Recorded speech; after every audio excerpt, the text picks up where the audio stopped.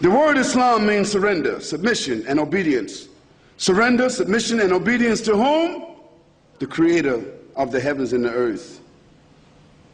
You can say Allah, or you can say the Creator. You can say the source of creation. You can say the principle behind existence. You can say all those attributes belong to the Creator, the all-wise, the all-knowing, the absolute, the eternal, the one upon whom all depends, while the Creator depends upon none. We say Allah, Allah, because in the Arabic language this is a very clear nomenclature. So you see, if I said God, if I spell it backwards, what is it? See? And that's why some people might even take a dog as God. I mean, after all, if a dog is a man's best friend, he could become his God.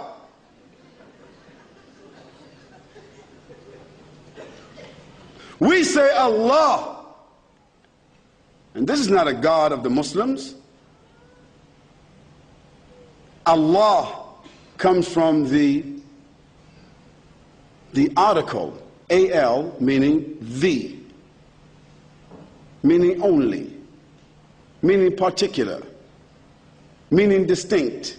Al, and Allah means that which is worshipped, that which is adored, that which is obeyed, that which is inclined to, that which is submitted to. So when we say Allah, it means the only one worthy of worship, recognition, and praise. Allah.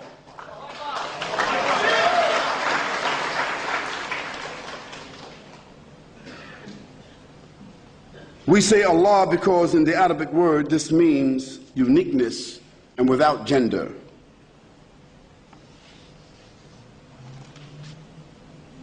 So from this point, I'm going to use the word Allah. And you know that I'm not speaking of the Muslim God. I'm speaking of the Creator of the heavens and earth, your Lord and my Lord. The same God of Moses and Abraham and Jacob and the tribes and John the Baptist and Jesus Christ and the Prophet Muhammad, peace and blessing be upon him. The same God. And none of them use the word God. In the Hebrew language or the Aramaic language or the Arabic language, the word Ilah or Allah is the only word they ever used, because it is a very clear, distinct name. It has never been used for any tangible thing, nor even an idea. The word Islam is derived from the word salama. Salama means to be at peace. It also means safety. It also means security. Therefore, a Muslim is a person that surrenders to whom? Allah. A Muslim is a person that submits and obeys the law of whom? Allah, Almighty God. And through this submission obtains peace for themselves. You see, the formula is very simple. When I surrender to the law, when I conform to the law and the legislation which is intended for me, that means that is my natural disposition. Therefore, I become what? a conformist. I am in order. I am in harmony. And by being in order and harmony, the things I'm supposed to receive comes to me. So it's natural to be a Muslim. It's unnatural not to be. We can immediately see by that definition that all the prophets of Almighty God were what?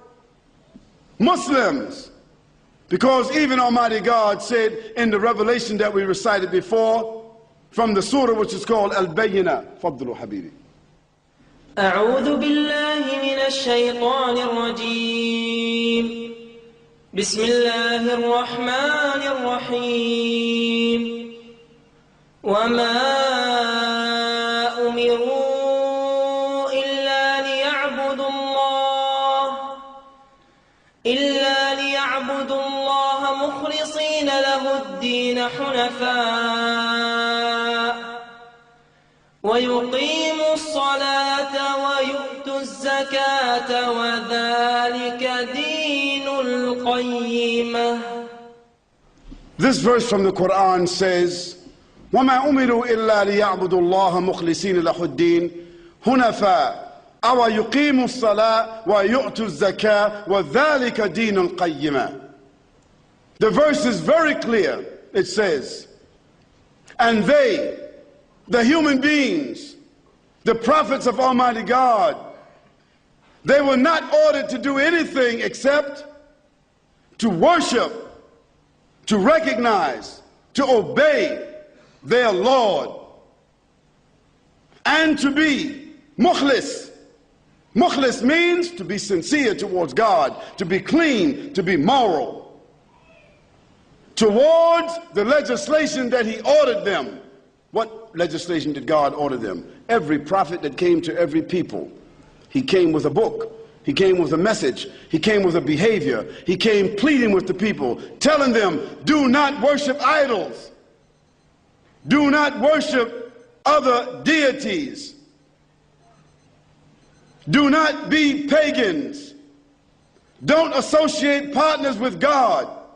Do not disobey your Creator. Do not ignore your Creator. Be decent. Be upright. Be moral. Be kind. Be gentle. وَمَا أُمِرُوا إِلَّا لِيَعْبُدُوا اللَّهَ مُخْلِصِينَ لَهُ الدِّينَ حُنَفَاءَ. Hunafa, it means to be Hanif. Hanif means being straight with God, not allowing any interference between you and God, no partners, no associates, holding your relation with God sacred, and therefore what God has ordered you to do, to put that order before every other order. This is called Hanifa. And to establish prayer, because after all, what can we do for God? What can we do for the one that created us? What can we do? If your mother and father gave birth to you, taught you all what your mother did for you while you were young, staying up at night while she suffered with you, through school, through college, and after you finish, they become old and you put them inside of a old age home, a retirement home. Shame on you.